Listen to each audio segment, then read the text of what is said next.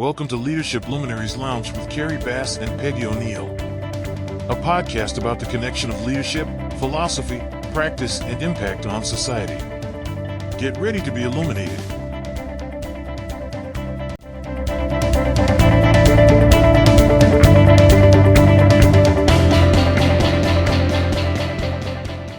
Good afternoon, everyone. Welcome to another edition of Leadership Luminaries Lounge with Peggy and I. And today we got a special guest. Peggy, you want to introduce him? You bet. This is Dr. David Gruder.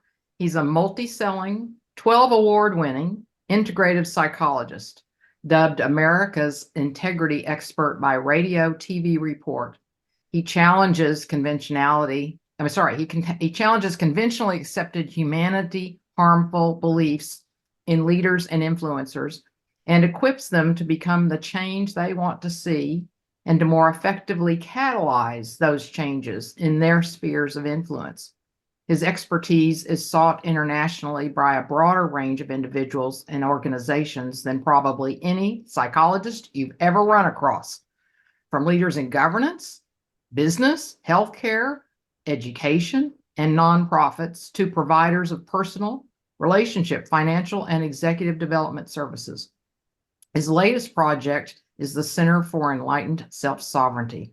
So welcome, David. And I'm lucky right now to be able to be participating with you in the Center for Enlightened Self-Sovereignty. And I'm really enjoying it, and it's phenomenal work that you do. So we'd love to hear more from you about just kind of more about you and where, what got you to this place to start this center and what's the purpose of the center. Sure. And thank you for that lovely introduction. It's wonderful to be with you, Peggy and Kerry. Thanks for having me as a visitor to the lounge. And so what got the Center for Enlightened Self-Sovereignty started?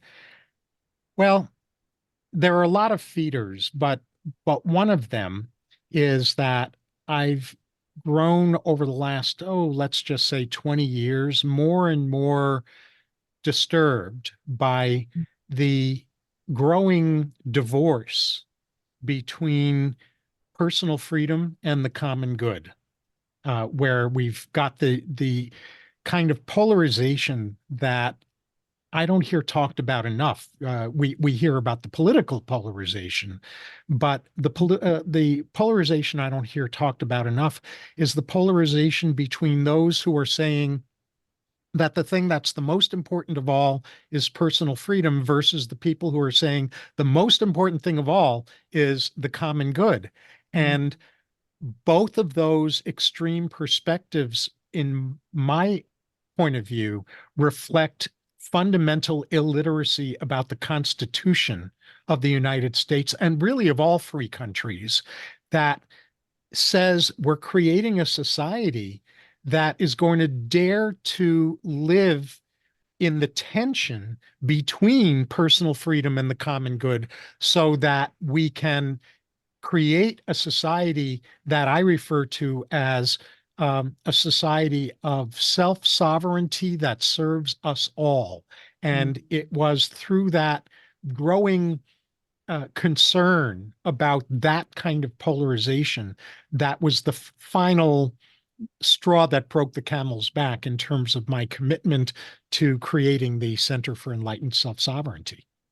Well, that's fantastic. So tell us some about the people that you are wanting to participate in that, but also about the broad range of leaders and influence that you've had and how all that comes together too, and how you're bringing these incredible insights, because I have a strong interest in what's happening with our democracy as well, and so how does that work with leaders and your work and the politics?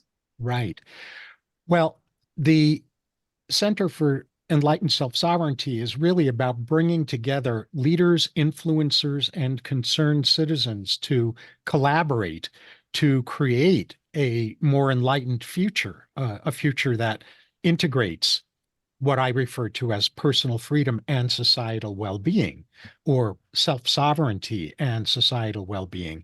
And part of, I'll share to respond to the other part of your question, I'll share a brief story about how um, how I was awakened to the importance of bringing a psycho-spiritual perspective into bettering the world.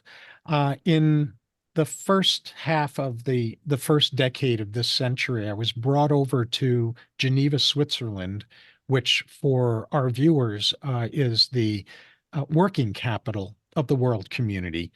And I was brought over there in order to train a group of ambassadors to the World Trade Organization in collaborative negotiation skills rather than coercive or compromise oriented negotiation. And just before I was going to begin the training program, one of the executive director of one of the two organizations that brought me over there to give this training pulls me aside and he says, I just want you to know that all of this self-development stuff is narcissistic, self-centered BS. We world leaders don't need any of that. In fact, you guys are part of why we have a problem. And I'm thinking to myself, and you brought me over here? Yeah, right. And what I said to him was, well, I'm glad to know that's your perspective. And then I went on and did my thing. To his credit, at the end, he came back up to me and he said, you know what? I was wrong. There's a lot more to this than I thought. I had this cliche about self-development being self-centeredness, and you've shown me a vision of self-development that all world leaders need. You know, David, that is a fantastic story. I want to ask you a couple of questions, but the first is kind of related to that story. I wanted to get so give us a bit more about how do you incorporate self-development and social responsibility into the framework for a new leadership model to be able to do things. And that audience in the World Trade Organization with the diplomats that's exactly the key at the right place. I mean, what better leaders there? And I was thinking about when I saw your bio, boy, does the world need a psychologist right now? But anyway, so I think we're all a little bit crazy right now. But one of the other things I wanted to go from there on is to get your insights into that psycho-spiritual nature of your work. Just to share a little bit about how Peggy and I met, and then also the conversation and how Leadership Luminaries Lounge came about. Yeah. Peggy and I were in a training together, and we ended up being in several breakout groups together, and we started just agreeing to having several conversations. And we found that we had a lot of similarities, but then we talked about our philosophical view on the world. And I have a very spiritual, Christian-oriented philosophical view. In particular, I'm a ordained Christian minister, and Peggy has a view of wisdomary learning, in which case, has more of a broader and expansive. And we have some very fundamental differences about some things that we think about, like the motivations of people versus, good versus evil and all those kind of things. And but we decided, and we have a regular conversation every month, and we decided that those conversations were so rich and enriching, and where we don't try to convert each other, but we make our point of view known. And we decided that we can work together and trying to share about helping leaders move forward. But all of that tell us about how you do what you do first, and then tell us about the spiritual nature and the psychological nature of it too. Mm. Well, oh gosh, I can't even tell you how delicious a mouthful you just said. He did, didn't he? Really, really good. Well, the way that I articulate that, especially in terms of the Center for Enlightened Self-Sovereignty, is that I'm bringing together like-spirited, like-hearted, diverse-minded people. That's a And great concept. it's really important to me because in theology, there's this term called the perennial wisdom, Mhm. or it's also called the perennial philosophy. And what that term represents is an understanding that there are common threads of ethics and morals and values that cut across all religious traditions and all metaphysical philosophies as well.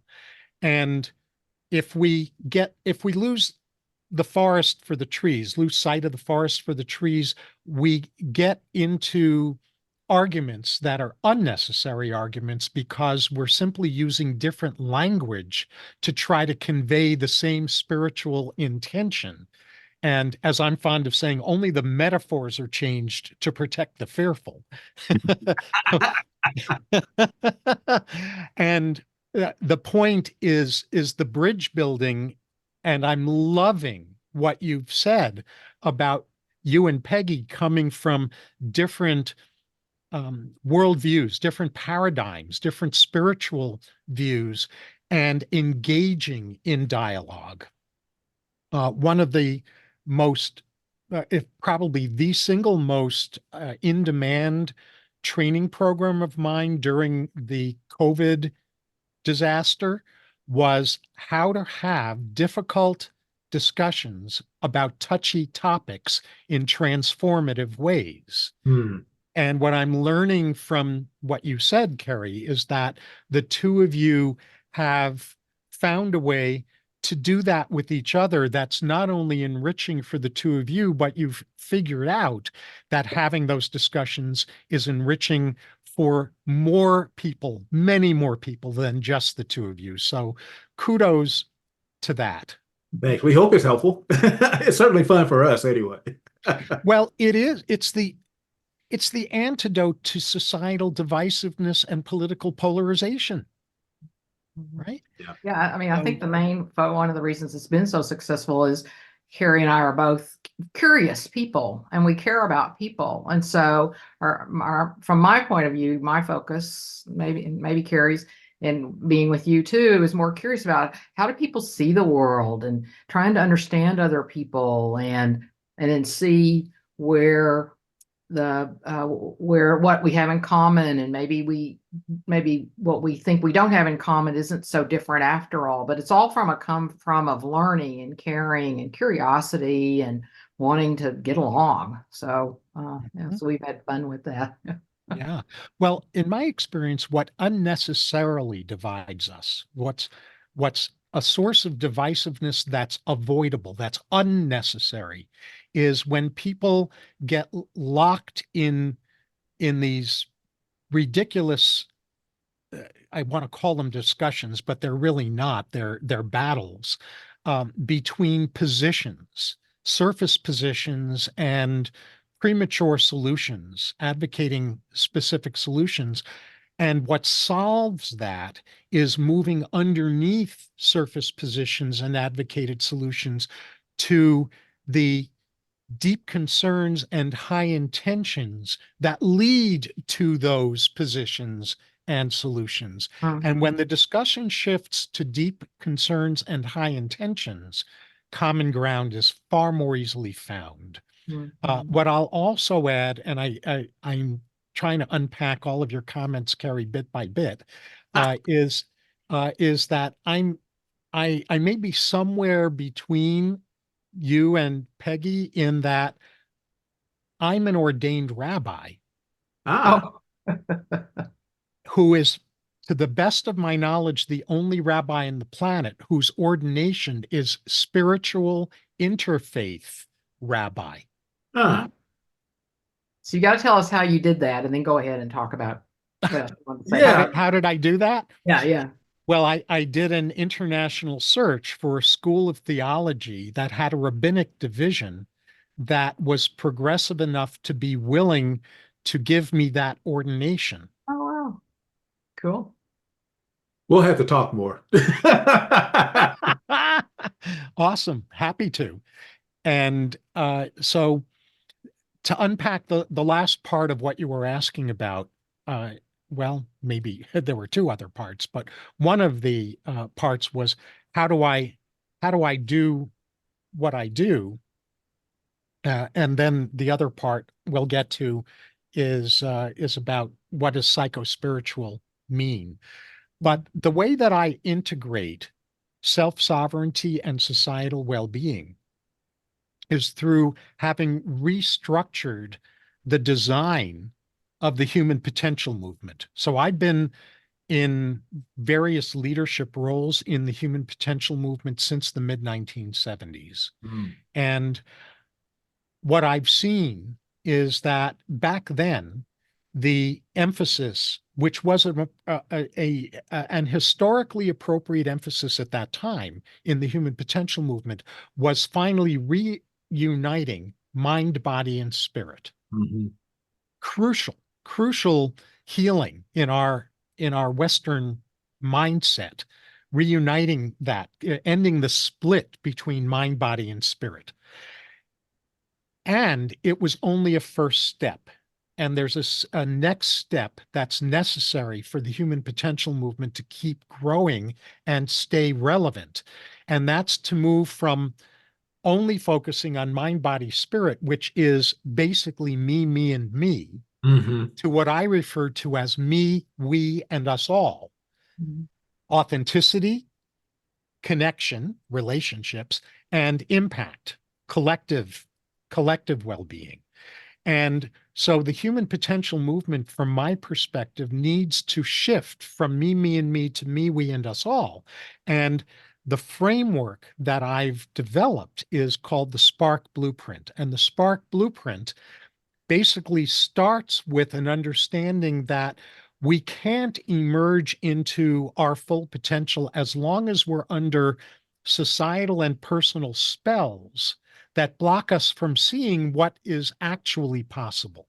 Mm. So there are societal delusions that get programmed into people, and then is our own personal trauma structure that limits us as well, as long as that trauma structure remains unhealed.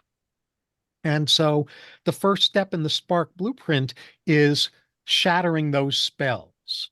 And once those spells, those personal and societal spells, are shattered, then instead of going straight into self-development, what we go into next is helping people articulate the future they most want for themselves, their loved ones, the world, their descendants. What's the future they most want? And from that clarity, to then identify what their purpose is, what their mission is, what their unique role is in helping that future emerge.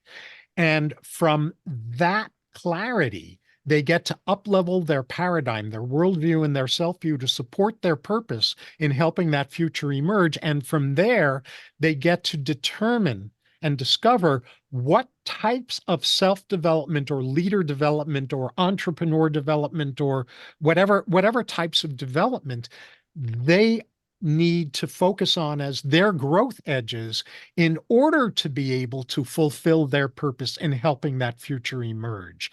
That integrative framework for self-development is a radical departure from what is conventional self-development. Absolutely. You know, one of the things that reminds me of, and it'll get into the more of that spiritual, maybe spiritual focus that you have in your work, but a fundamental belief that I have, and also from the Christian perspective, is that every one of us has the potential to become the children of God. And the only difference is a self-selection. It is available to us all. And if you then are the divine yourself, there must be some power inside of each of us to be able to help control or help have a part in shaping and manifesting the creation. And so I really kind of buy into that philosophy that you're pointing out, because I think that we all have the power to do more if we believe in ourselves. It's faith, that we have the capability to do so and have been endowed to be able to make that happen. So with that in mind, Can I is my piggyback type on of that? philosophy, does that fit into your framework? Yes, I'd love to piggyback on that and say how that fits into my framework. I would slightly tweak your wording for my framework. Instead of we have the potential to become a child of God, we've always been children of God. We're just pretending we're not. Interesting. Okay. It's kind of like saying, um, can people be taught how to love? Well, I don't think so, because love is part of our essential architecture as beings, but we can remove the blocks that we carry to the awareness of love's presence and the expression of love's presence. And I think you kind of fit more with Peggy's philosophy because that's the biggest part of our our discussions is that are you born loving, or do you have to develop into that? And so Yeah.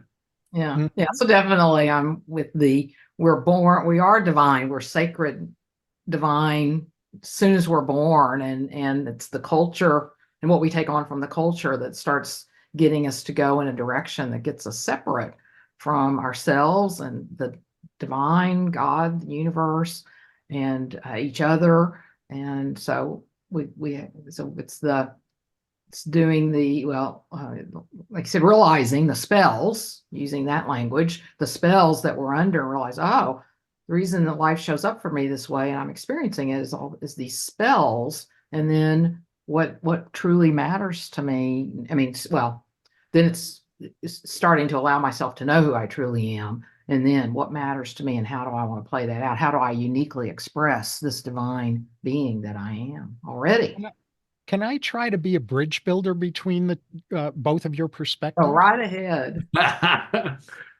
So, two things. The first is, would it be compatible with both of your beliefs that we are social beings endowed with free will? yes, in mine. I have a different point of view around free will. I think we're being lived. So I think consciousness, the universe, God, if you will, has free will, and we're expressing that the universe. And so we believe we have free will, but we're actually being lived. The universe is living through us. So it feels like it's free will. We want to act as if we have free will, but in reality, we're portals through which consciousness is expressing. So it's consciousness that has the free will. So that's Fundamental free will is the ability to choose whether we want to be conduits of higher love and wisdom or not. Right. That you're taking on my perspective now. I have a different perspective, but I respect both of yours. So you don't think that human beings make decisions about alignment or misalignment? No, I think that we think we do, and it feels like we do, but that there's no separate self. So there's actually no separate human being to make these choices. Oh, absolutely, at that primal level. But at the level of when people believe they are separated, then from that separation place, they've made a decision to imagine that they're not part of that unity consciousness, right? Not from my perspective. That it's what all of that is what they believe, and they believe they're separate, and they believe they've made that choice. And but in actuality, it's the programming played out, if you will, and both the society's programming as well as that we're nature. We're nature. So would we say that a tree has choice? No, a tree doesn't have choice. So our rational mind helps us reflect, and thoughts come to us. We're able to notice those thoughts, but that we're not in control of any of it. I think we're talking about two different levels of reality. Yeah. As though they're the same thing. To me, they are the same because there aren't levels, from my perspective, that there aren't levels. Well, and that's what I mean about two different levels. At the fundamental level, Right. We are all one. Exactly. Right. At the second level, many of us are pretending we're not, Right. right? So how does the pretending come about? It comes about because there are thoughts that appear to us that are believed. And so we continue to act consistent with those thoughts. Who chooses whether to believe those thoughts or not? It's consciousness. There's Yeah, not. I'll give you a little bit of a rope here, Peggy, because I've been thinking about that for a while, and You don't there. need to throw me a rope, No, Kerry. I know, I I'm know. fine with what I I know believe. you're a big girl and I'm you're able fine to. with what I'm I know, saying. I So, know, but anyway, but you can definitely come right in. but the reason that I was thinking about that, there's a couple of inconsistencies around that particularly come from the Christian faith, and there's a couple of characters in that story, several characters, but a couple in particular. Did Judas have a choice? Was he predestined to play the role that he did? And from biblical teachings, it kind of looks like that he was. Another was Pilate in You the. know, I don't believe in predestination, so I'm not saying predestination when I say. I'm just saying. I'm just that from your perspective, though, Judas did what Judas did, and it would be that way. And there are some questions about whether he had a choice to choose something different. If he chose something different, would there even be a Christianity? That's the point that I'm on. So anyway, I didn't mean to take you too far down that road, and I appreciate you don't need a rope from me. And I think really where there's a seeming disagreement is definitionally Yeah. Okay. All right. how free will is and isn't defined. Okay. All right. I can go with that. Yeah. So there's another element. I don't know if you want me to speak to this now or in the next segment, though. Yeah. Thank you for bringing that up. This has been a really, really great Great conversation, conversation. and I appreciate you taking the time to chat with us. I'm going to ask our viewers and listeners to come back for the second part of our conversation. See you there. Oh, and I forgot my normal closing line is "Let your light shine."